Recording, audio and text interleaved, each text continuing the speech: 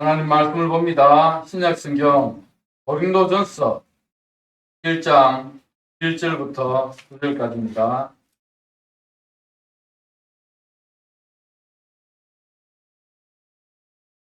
고린도전서 1장 1절부터 9절까지입니다. 한 절씩 교독을 하도록 합니다. 1절을 제가 먼저 읽습니다. 하나님의 뜻을 따라 그리스도 예수의 사도로 부르심을 받은 바울과 형제 소스데네는 그리스도에 있는 하나님이 너의 곧 그리스도 안에서 분노라 의식을 받은 예수 그들과 예수 그리스도의 이름을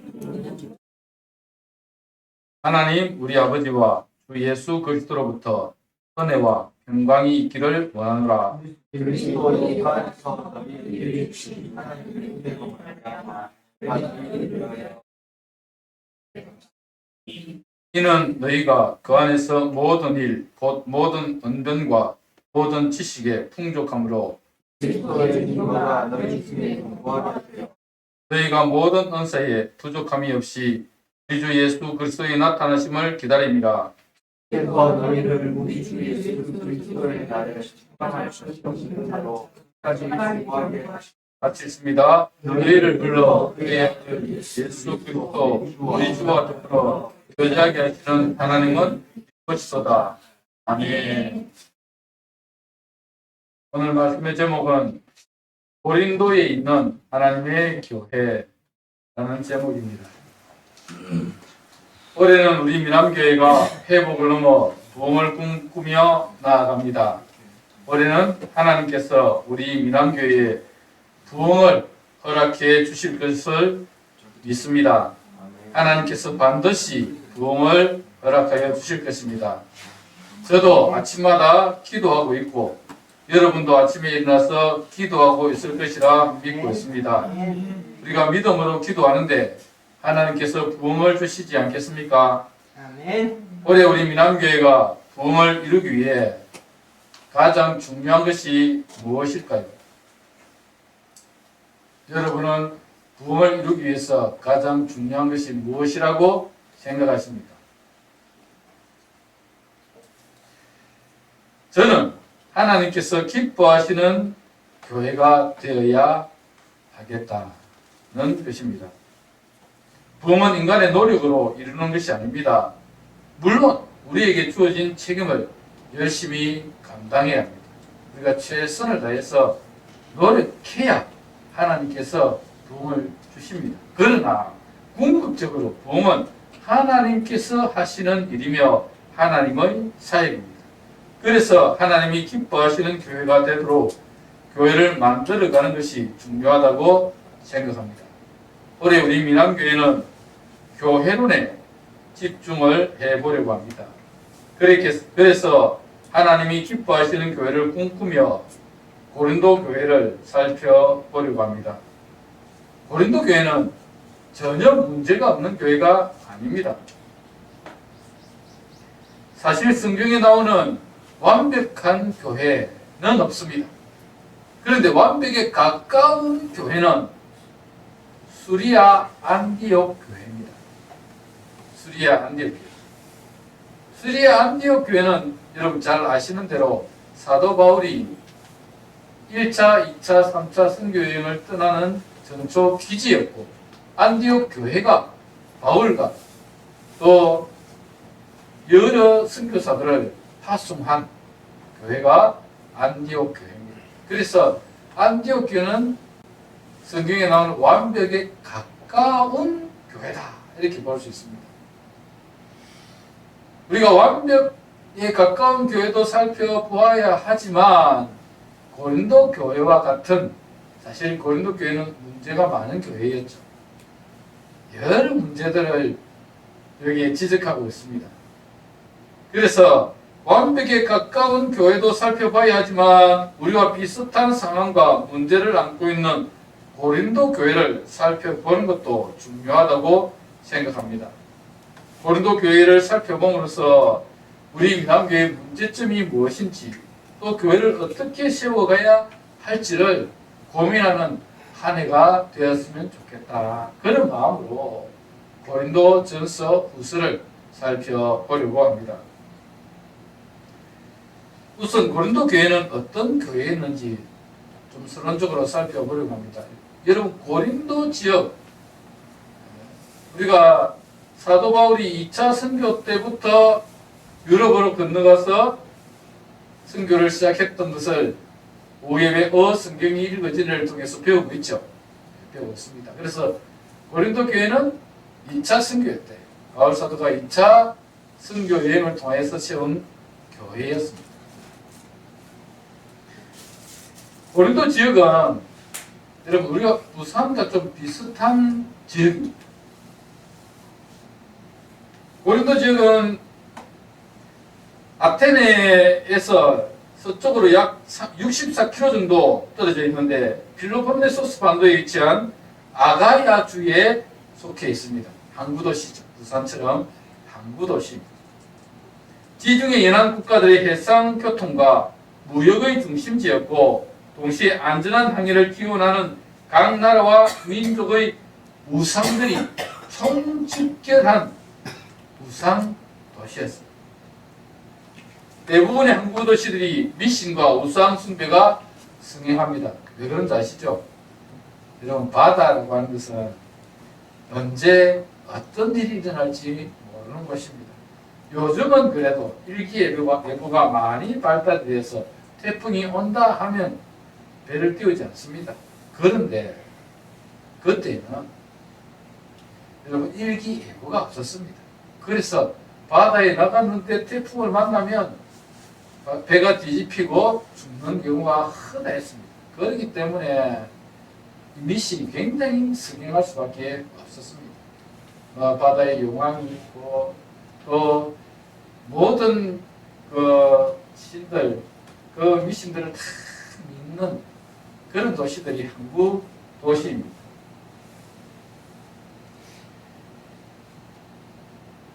고린도 교회는 부산과 같이 항구 도시이기 때문에 우상 숭배가 성행했습니다. 부산도 요즘은 좀 많이 나아졌지만 옛날에는 아주 미신이 성행했던 도시가 부산입니다. 고린도의 우상 숭배는 매우 유명한데 고린도는 지중해 연안을 항해하는 헬라, 애국, 시리아, 가나, 아시아 출신 선원들이 다 체류하는 항구 도시이기 때문에 그 나라들이 가지고 있는 신들, 그 신들을, 그 신전들을 세워 곳이 많았습니다. 예를 들면 애국 사람은 이시스라는 신을 섬기거든요. 이시스, 또 세라피스 이런 신들을 섬기는데 이시스와 세라피스를 위한 신전을 고린도에 세웠습니다. 또 에베소를 대표하는 신이 아데미 신. 사도행전을 계속 배우면 아데미 신에 대해서 나오거든요. 그래서 아테네 에베소에서 선교하다가 그 아데미 신을 외치며 바울을 핍박하는 일들을 보게 됩니다. 그래서 아데미 신전도 여기에 고린도에 있었습니다. 수로보닉의 사람들은 아스다로를 섬겼기 때문에 아스다로 신전도 있었고, 부르기아 사람들은 마그나 마트라고 하는 신을 섬겼는데 그 신전도 있었습니다. 그 가운데 유명한 것은 고린도 광장 남쪽에 데메트 신전이고, 이 데메트 신전은 풍요의 신. 그리고 고린도 해협 동북 쪽에는 포세이돈 신전이 있습니다. 포세이돈 신은 알죠? 바다의 신. 그리고 고린도 광장 북서쪽에는 아폴로 신전도 있었습니다.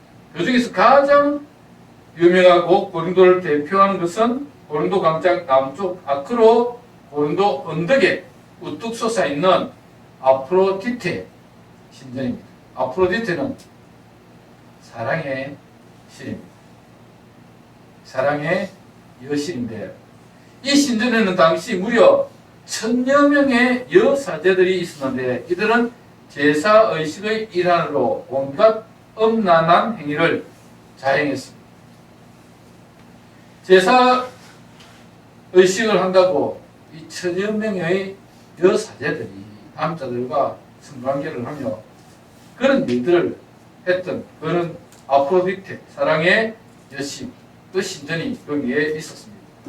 이 고린도 지역에 사도 바울이 2차 선교 여행을 하면서 복음을 전했고 그때 고린도 교회가 세워졌습니다. 여러분들이 잘 아시는 대로 바울은 1차 선교는 아시아까지만 했죠. 아시아까지만 했고 이제 2차 선교에도 아시아에서 에베소 쪽으로 내려오려고 했는데 에베소가 아니고 거기서 마게도냐 사람이 건너와서 우리를 도우라고 하니까 유럽으로 건너갔어. 빌립보 그리고 데살로니가, 베레아, 아덴을 거쳐서 고린도 지역에 도착해서 사도 바울이 거기에서 복음을 전했습니다.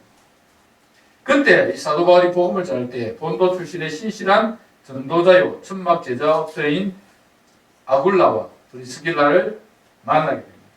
만나서 그 아굴라와 브리스길라도 바울처럼 똑같은 직업을 가지고 있었습니다. 어떤 직업이 있죠? 그렇죠. 천막 만드는 사람, 텐트 메이커입니다.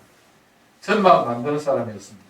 그래서 함께 같은 직업을 가지고 일을 하면서 함께 복음을 전하는데 브리스길라와 아굴라가 도움을 굉장히 많이 주었습니다.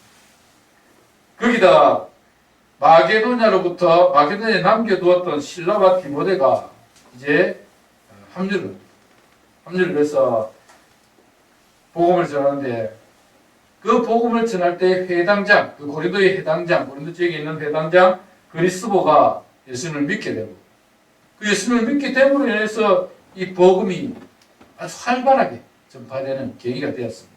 그래서 바울 사도가 여러분 세운 교회들 중에서 가장 큰 교회가 고린도 교회입니다.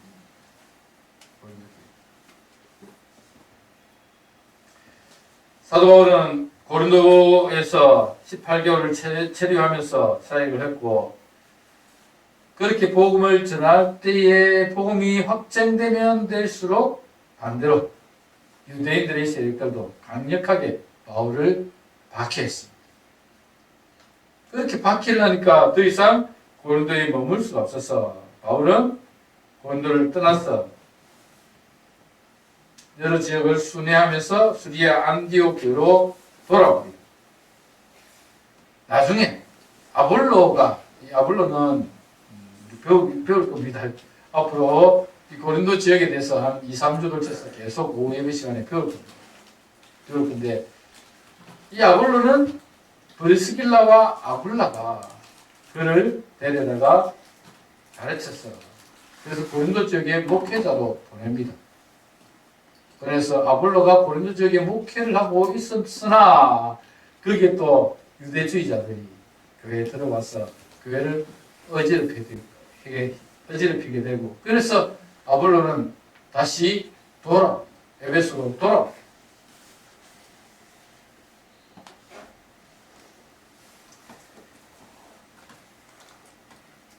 바울은 3차 선교 여행 중에 에베소에서 고린도 교회의 문제들을 접하고 편지를 쓰는데 그 편지가 고린도 전서이고 그 후에 마게도냐에서 다시 고린도 교회에 편지를 보내는데 그 편지가 고린도 후서입니다. 그리고 바울은 귀환하는 길에 고린도에 들려서 3개월을 체류하면서 성경은 과동이라는데 과동은 겨울을 지난다. 지날 바자의 겨울 동자. 3개월 겨울을 그곳에서 지나면서 교회를 지도했습니다. 고린도 교회는 바울이 전도하고 개척한 교회 중에 가장 큰 교회에 속하고 가장 많은 은혜를 받은 교회였지만 또 가장 문제점을 많이 안고 있었던 교회이기도 했습니다. 그래서 고린도 교회는 문제 많고 말씀 많은 현대 교회의 모든 답안을 제시하는 모델이 되고 있습니다.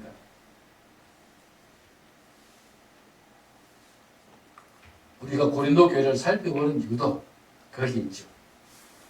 말씀 많고 문제 많은 교회들이 어떻게 그 문제들을 해결해 가는가. 그런 것들 우리가 고린도 전후서를 통해서 좀 배우고 갔으면 좋겠습니다. 자, 이제 그렇다면 교회란 무엇인가에 대해서 한번 살펴보려고 합니다. 여러분, 교회가 무엇입니까?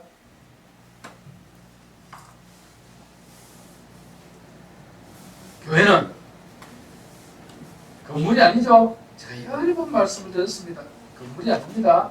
교회는 하나님을 믿는 하나님의 백성들이 모여있는 무리들, 단체, 거기를 교회라 그렇게 이야기합니다. 오늘 본문에도 교회의 정의를 잘 설명해 주고 있습니다. 교회는 크게 두 가지로 설명할 수 있는데, 첫 번째는 지역교회입니다. 지역교회. 이거를 로컬 처치라고 하는데, 지역교회. 오늘 보면 2절 상반절에 보면 이렇게 기록이 되어 있습니다. 고린도에 있는 하나님의 교회, 곧 그리스도 예수 안에서 거룩하여지고 성도라 부르심을 받은 자들이라고 기록되어 있습니다. 어디에 있는 하나님의 교회요? 고린도에 있는 하나님의 교회. 그러니까 고린도 지역에, 로컬에 있는, 고린도 로컬에 있는 하나님의 교회라는 말입니다. 고린도 지역에 있는 하나님의 교회인데, 이 하나님의 교회는 어떤 사람들이 있습니까? 그리스도 예수 안에서 거룩하여지고 성도라 부르심을 받은 자들입니다. 즉, 로컬 처치는 고린도라고 하는 지역 안에 하나님께서 부르시고 택하여 거룩하여진, 그래서 하나님께서 성도라고 부르는 자들이 이 모임, 그 무리, 그 단체, 그들을 로컬 처치라고 부릅니다.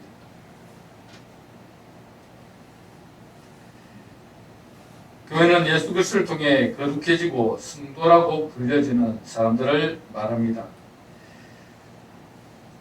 건물은 교회 당이라고 당자를 붙였어요. 사용을 합니다. 그런데 본래 교회는 우리 성도들입니다. 그리스도 안에서 새롭게 태어난 자들이고 하나님의 말씀을 따라 거룩하게 살아가기를 힘쓰는 무리들, 이들이 교회입니다. 하나님은 이들을 성도라고 불러주시고 우리 성도들은 각 지역에서 지역교회를 이루며 살아갑니다. 요즘은 사람들마다 차를 타고 다니기 때문에 먼 곳에서도 차를 타고 교회를 옵니다만, 차가 있기 전에는 사람들이 각 지역에 모여서 교회를 이루고 거기서 예배를 드렸습니다. 각 지역에 있는 로컬 처치는 교회의 기본 단위이며 그 지역의 성도들을 세워주는 역할을 합니다. 두 번째는 우주적인 교회입니다. 영어로는 Universal Church라고 부릅니다. 오늘 보면 2절 하반절을 보면 각 처에서 우리의 주, 곧 그들과 우리의 주 대신 예수 그리스도의 이름을 부르는 모든 자들이라고 말씀하고 있습니다. 각 처는 고린도뿐만 아니라 예루살렘, 수리아, 갈라디아, 아시아, 에베소, 마게도냐, 아가야, 로마 등 모든 지역에 흩어져 있는 교회들을 말을 합니다. 여러 지역에 흩어져 있지만 그들은 모두 예수 그리스도를 주로 섬기며 주 대신 예수 그리스도의 이름을 부르는 자들입니다. 각 로컬 처치에 있는 사람들이 예수 그리스도의 이름 아래에 하나가 되어 한 교회를 이루는 것이 우주적인 교회, 곧 유니버셜 처치라고 부릅니다. 우리는 로컬 처치에 속해 있으면서도 유니버설 처치에 속해 있는 자들입니다. 우리는 예수 그리스도 안에서 모두 하나입니다. 그래서 우리는 멀리 떨어져 있는 해외의 교회들과 선교사들에게도 같은 마음을 가지고 기도해주고 선교를 도우고 있습니다. 우리가 예수 그리스도 안에서 하나라는 것은 매우 중요한 의미를 가지고 있습니다. 우리는 모두 교회의 머리가 되시는 예수님의 말씀에 순종하는 자들이며 머리 대신 예수님의 본모의 각 지체로서 교회라는 건물을 세워가고 있는 중입니다. 보이는 건물이 아닙니다. 교회라는 건물을 세워가고 있는 중입니다. 지상의 교회는 완성된 교회가 아닙니다. 이 땅에 완벽한 교회는 한 교회도 없습니다. 우리 민안교회 너무 좋지만 우리 민안교회도 완벽하지는 않습니다.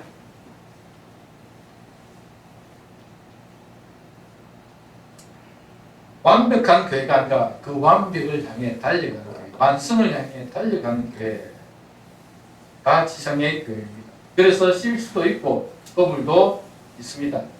고린도 교회도 많은 실수와 허물을 가지고 있는 교회이기 때문에 우리는 고린도 교회를 통하여 우리 미남교회의 문제점이 무엇인지를 파악하고 그 문제를 해결해 보고자 하는 것입니다. 올 한해 고린도 교회를 연구하면서 하나님이 기뻐하시는 교회가 어떤 교회인지를 깨닫고 하나님이 원하시는 교회로 세워가는 우리 미남교회가 되었으면 좋겠습니다.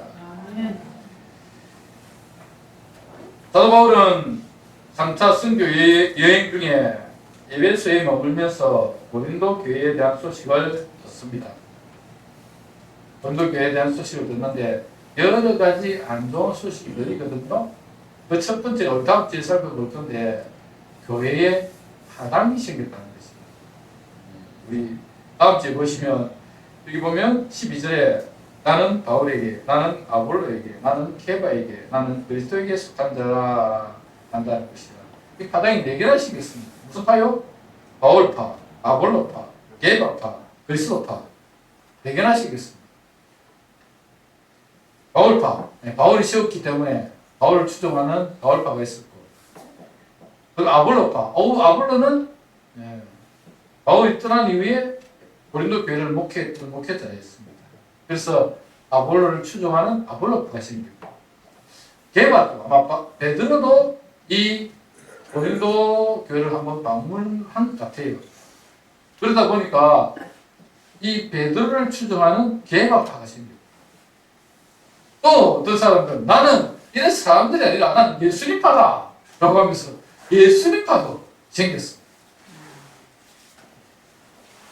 그래서 이런 문제, 파당의 문제뿐만 아니라 여러 문제들이 바울에게 걸렸습니다. 바울이 그때 어디 있었다고요? 에베소에. 에베소는 아시아에 있는 겁니다. 유럽이 아니고요. 아시아에 있었습니다. 우리가 3차 선교여행 때 에베소 교회를 세우는 과정들을 살펴볼 건데, 이 에베소에 머물면서 에베소 교회를 세워가는데 그 에베소에 머물고 있는 동안에 이런 많은 고린도에 대한 이야기들을 듣게 되고, 그래서 이 교회에 좀 편지를 써야 되겠구나 이런 것을 느끼고 쓴 편지가 이 고린도 전서입니다. 이렇게 바울이 고린도 전서를 기록하면서 고린도 교회의 이 문제들을 해결하기 위해서 편지를 썼는데, 오늘 서론격으로 사도 바울은 1절부터 3절까지는 인사 말씀을 하고 있죠. 하나님의 뜻을 따라 그리스도 예수의 사도로 부르심을 받은 바울과 형제 소스데네는 고린도에 있는 하나님의 교회, 곧 그리스도 안에서 거룩하여지고 성도라 부르심을 받은 자들과 각처에서 우리 주, 곧 그들과 우리 주 대신 예수 그리스도의 이름을 부르는 모든 자들에게 하나님 우리 아버지와 주 예수 그리스도로부터 은혜와 평강이 있기를 원하노라 하면서 인사 말씀과 축복의 말씀을 하고 있습니다. 그리고 4절부터는 이 고린도 교회에 대해서 감사의 말씀을 하고 있습니다. 하나님께서 주신 은혜를 감사하며 내가 감사하노라 하고 말씀을 하고 있습니다. 오늘 보면 4절에 보면 이렇게 기록되어 있습니다. 그리스도 예수 안에서 너에게 주신 하나님의 은혜로 말미암아 내가 너희를 위하여 항상 하나님께 감사하노니. 고린도 교회에 주신 은혜로 말미암아 내가 너희를 위하여 항상 하나님께 감사하고 있다. 하나님께서 고린도 교회에 많은 은혜를 주셨기 때문에 주신 은혜에 감사하고 있다라고 말씀합니다. 오늘 본문에 2가지 정도의 주신 은혜를 감사를 합니다.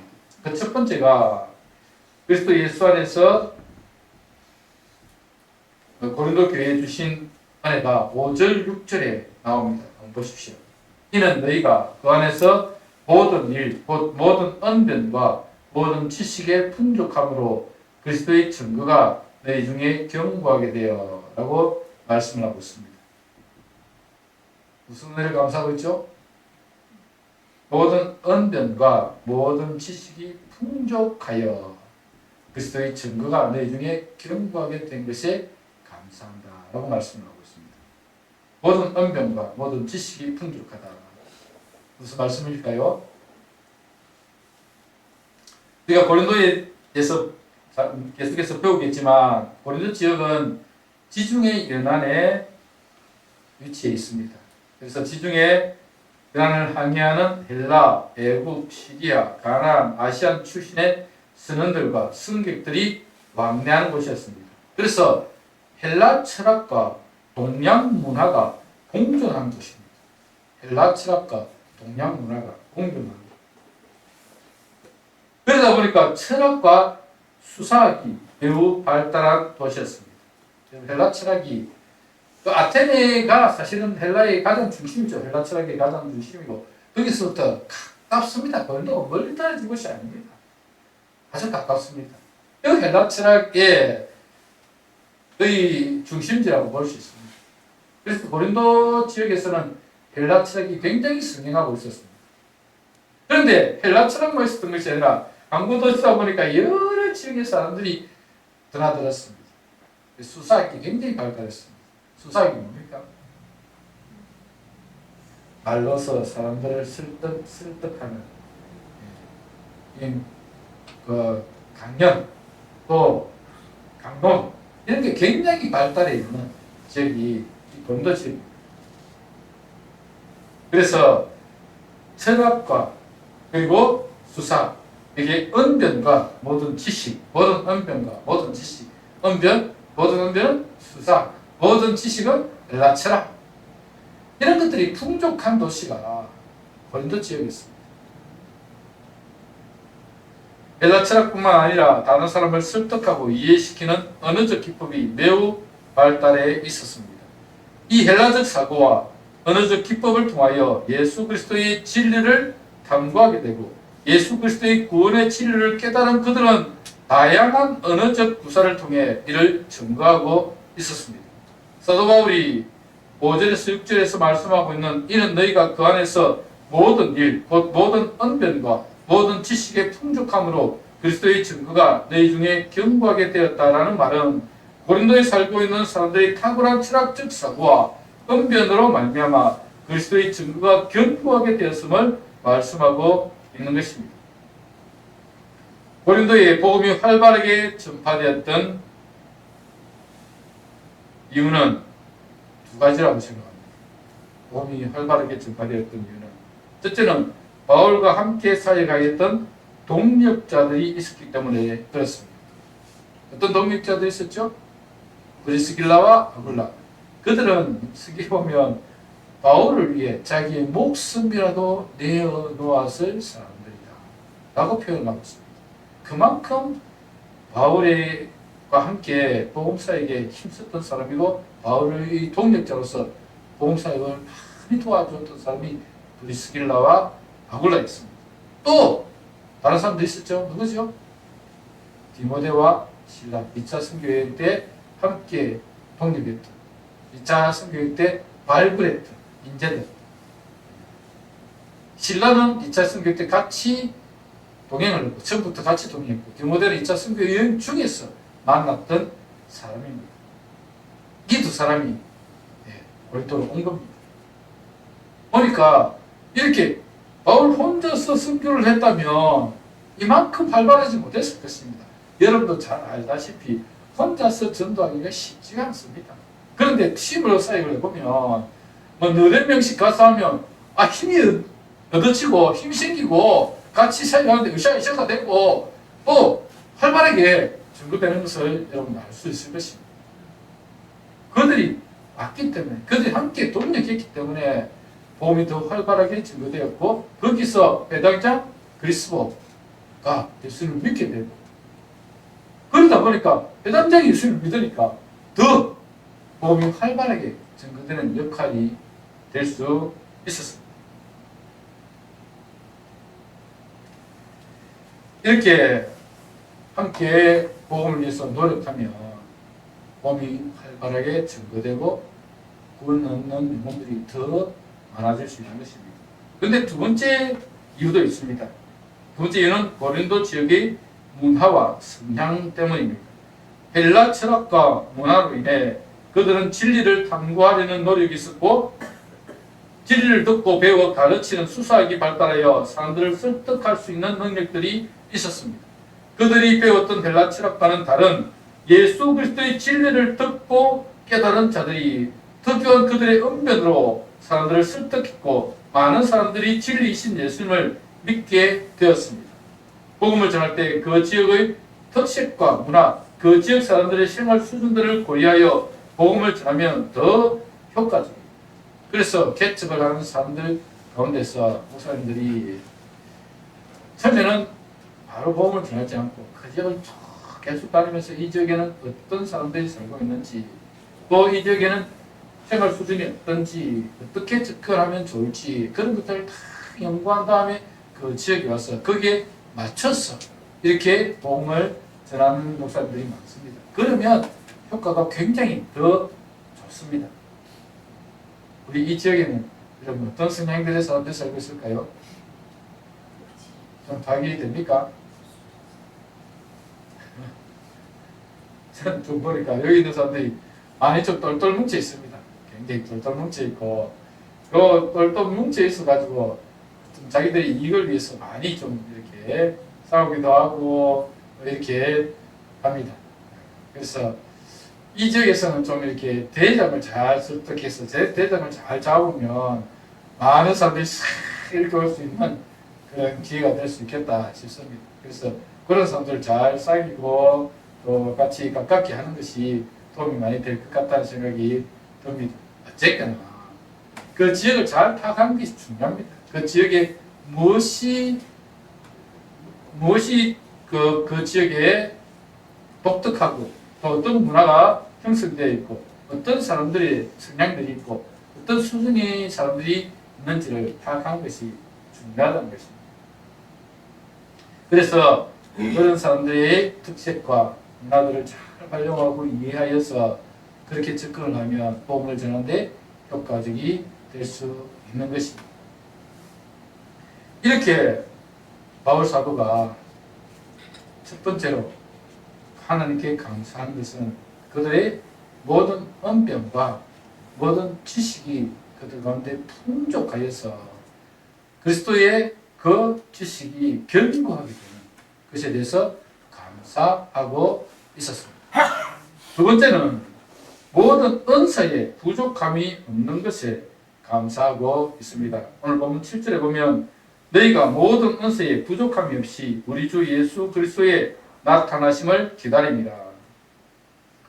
여러분 고린도 교회는 은사가 참 많은 교회였습니다. 앞으로 살펴보면 아시겠지만 여러 은사들이 있었습니다. 특별히 고린도전서 12장에 별명이 있습니다.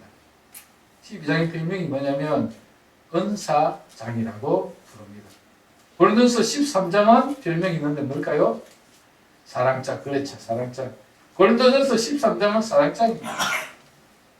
그래서 고린도전서 13장에 보면 사랑에 대해서 쭉 기록하고 있고 고린도전서 12장은 은사, 여러 가지 은사에 대해서 기록을 해놓고 있습니다. 고린도전서 12장을 살펴보면 은사에 대해서 기록해놓고 있지만 사실은 이 은사와 직분을 연결하고 있고 그리고 은사와 직분은 결국은 머리 대신 예수 그리스도의 몸된 교회를 세우기 위해서 하나님께서 주신 것이다 라는 것을 말씀하고 있습니다. 앞으로 12장을 통해서 다시 살펴보도록 하겠습니다만 간략하게 요약하면 하나님께서 여러 은사를 주신 이유는 하나님이 주신 달란트를 따라서 교회 여러 사역들을 감당하도록 하기 위함이고 그렇게 각자에게 주신 은사를 따라 사역함으로 주님의 몸된 교회가 성장해 가는 것이 최종 목표임을 말씀하고 있습니다. 고린도전서 12장 4절에서 11절 말씀을 제가 한번 읽어보겠습니다. 은사는 여러 가지나 성령은 같고 직분은 여러 가지나 주는 같으며 또 사역은 여러 가지나 모든 것을 모든 사람 가운데서 이루시는 하나님은 같으니 각 사람에게 성령을 나타내심은 유익하게 하려 하심이라. 어떤 사람에게는 같은 성령으로 믿음을, 어떤 사람에게는 한 성령으로 병 고치는 은사를, 어떤 사람에게는 능력 경험을, 어떤 사람에게는 예언함을, 어떤 사람에게는 영들 분별함을, 다른 사람에게는 각종 방언 말함을, 어떤 사람에게는 방언들 통역함을 주시나니 이 모든 일은 같은 한 성령이 행하사 그의 뜻대로 각 사람에게 나누어 주시는 것이라. 은사가 영어로는 기프트입니다. 하나님 주신 선물입니다. 어떤 대가를 받고 주는 것이 아니라 하나님이 거저 주시는 하나님의 선물입니다. 선물. 그게 은사입니다. 은사입니다. 근데 이 은사에 보면 여러 은사가 나타나고 있죠. 어떤 사람은 같은 성령으로 믿음을, 또 사람이 한 성령으로 병 고치는 은사를, 능력 행함을, 예언함을, 영적 분별함을, 방언 말함을, 방언 통역함을, 이런 것들을 주시는데 한 성령을 통해서 주시는 것이다 라고 말씀을 하고 있습니다. 그리고 12장 27절에서 28절에 보면 너희는 그리스도의 몸이요 각 지체의 부분이라 하나님이 교회 중에 몇을 세우셨으니 첫째는 사도요, 둘째는 선지자요, 셋째는 교사요, 그 다음은 능력을 행하는 자요, 그 다음은 병 고치는 은사와 서로 돕는 것과 다스리는 것과 각종 방언을 말하는 것이라고 하면서 이 은사를 통해서 그 은사에 맞도록 하나님께서 주신 직분들에 대해서 말씀을 하고 있습니다. 어떤 직분요? 여기 보면 사도, 선지자, 교사, 능력 행하는 자, 병 고치는 은사를 가진 자, 서로 돕는 자, 다스리는 자, 방언 말하는 자, 이런 그 직분들을 주셔서 그래서 교회를 세우도록 합니다. 그 뒤에 읽어보면 교회 머리는 누구요? 그리스도요. 우리는 그 몸의 지체들인데 이 지체들이 각자의 은사를 따라서 그 교회에서 주신 직분을 따라서 사역을 잘 감당하면 교회는 건강하게 잘 성장하게 된다 라는 것을 12장에서 말씀을 하고 있는 것입니다. 그래서 건강한 교회를 세우는 그런 단체들이 있어요. 여기 보면 건강한 교회 세우기 운동 이런 게 있습니다. 건강한 교회를 세우려면 어떻게 해야 되는가? 12장 고린도전서 12장 내용을 가지고 많이 설명합니다. 그래서 여러분 건강한 교회가 되어야 성장합니다. 건강한 아이는 자연스럽게 성장하듯이 건강한 교회가 되면 자연스럽게 성장한다는 말씀을 합니다. 그런데 고린도 교회는 건강한 교회가 아니었죠. 그래서 바울이 쓴 겁니다. 왜 건강한 교회가 아니었습니까? 하나님이 주신 은사를 다른 데 사용합니다. 자기의 권력을 위해서, 자기의 유익을 위해서, 다른 사람들보다 자기가 돋보이기 위해서. 그래서 예배 중간에 막 방문을 하기도 하고, 막 예배 중간에 이렇게 능력을 하기도 하고, 그랬습니다. 그래서 바울 사도가 모든 것은 질서를 따라 해야 한다. 질서 없이 행하는 은사는 교회에 유익을 주지 못한다. 만일 교회에서 방언을 하고 싶은 사람이 있다면 차례대로 해야 된다. 그런데 방언을 할 때는 반드시 통역하는 자를 세워서 그 방언을 알아듣지 못하는 자들에게 설명을 해주도록 해야 한다 라고 하면서 자세하게 설명을 해줍니다. 그러니까 여러분 은사를 받는 것도 중요하지만 하나님의 은사를 받는 것도 중요하지만 그 은사를 교회를 위해서 질서 있게 잘 사용하는 게 더 중요합니다. 무질서해버리면 오히려 교회가 무너질 수가 있습니다. 역효과가 날 수 있다는 거예요. 그래서 바울 사도는 질서 있게 행하고 또 자기의 어떤 개인적인 이익이나 유익을 위해서 자기의 또 프라이드를 세우기 위해서 자신의 권력을 위해서 그런 것들을 사용해서는 안 됨을 말씀을 하고 있습니다. 항상 겸손하게 주님의 위해서 겸손하게 낮은 자세로 섬기려고 해야지. 그래야 그 은사가 빛이 나지. 그 은사가 교회의 유익이 되지. 그래서 이 은사에 사용하는 방법의 핵심은 질서와 겸손. 나중에 다시 좀 더 자세하게 살펴보도록 하겠습니다. 고린도 교회는 이렇게 다양한 은사를 가지고 있었고 그 은사를 통하여 주의 몸된 교회를 세우는데 사용해야 했습니다. 그런데 아직은 질서가 잡히지 않았고 아직은 하나가 되지 못하고 나누어져 있었습니다. 그래서 사도 바울은 고린도 교회의 장점인 다양한 은사를 주신 하나님께 감사하고 있습니다. 우리에게 다양한 은사를 주신 것은 정말 하나님의 은혜이고 복입니다. 다만 이 은사를 사용하는 데 있어서 질서가 없이 무질서하게 사용한다면 교회가 바로 세워지는데 방해가 될 수 있고, 이 은사를 자신의 자랑거리로 삼거나 높은 위치에 오르기 위한 직분의 도구로 사용하면 교회는 나누어지고 깨어질 수밖에 없습니다. 그래서 교회에서는 하나님이 주신 은사를 질서를 따라 잘 사용해야 하고 주의 몸된 교회의 유익을 위해서 사용해야 합니다. 하나님은 우리에게 다양한 은사를 주셨습니다. 우리 교회만 봐도 다양한 은사를 가진 사람들이 다양한 곳에서 섬기고 있습니다. 요리에 은사가 있는 분은 요리를 통해서 성도들에게 맛있는 식사를 제공해 주시고, 노래의 은사가 있는 분은 찬양을 통해서 예배를 더 풍성하게 하며, 섬기는 일에 은사가 있는 분은 각자의 자리에서 성도들을 잘 섬기고 있습니다.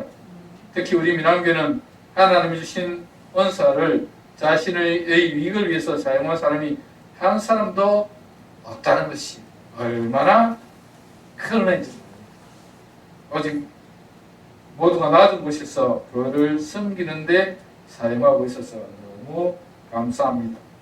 고린도에 있는 하나님의 교회에 다양한 은사를 주셔서 교회를 세우게 하신 것처럼 우리 민안교회도 주님의 몸된 교회로서 다양한 은사를 통하여 더욱 아름답게 세워지기를 소망해 봅니다.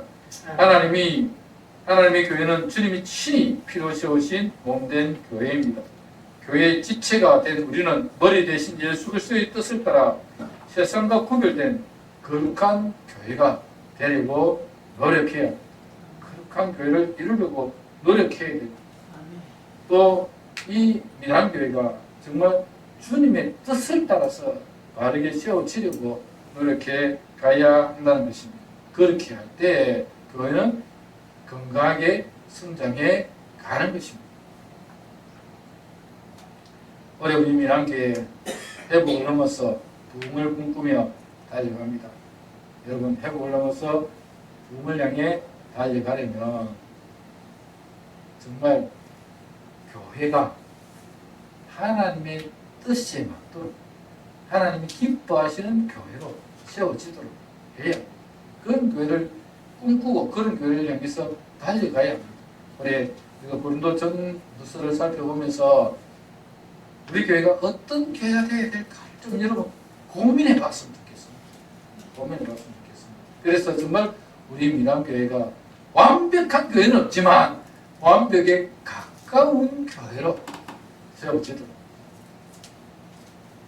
하나님의 뜻을 따라 정말 건강한 교회, 거룩한 교회, 낮은 곳에서 섬기는 교회, 서로 사랑하는 교회, 복음을 전하여 영혼을 살리는 교회, 그런 교회로 세워지는 우리 민안교회 되었으면 좋겠습니다. 그래서 올해 부흥의 놀라운 역사가 일어나는 이 안에 되길 주님의 이름으로 축복합니다.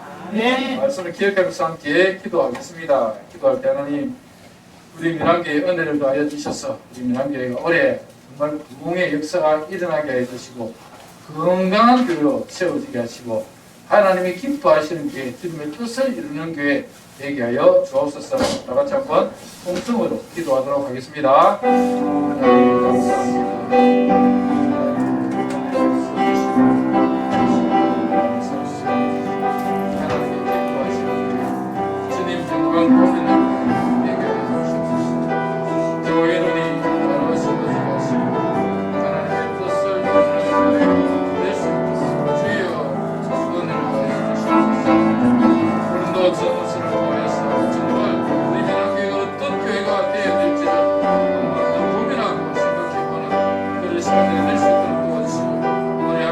우리에게 주신 표대로 부흥의 역사가 일어나는 교회가 되게 하여 주시옵소서.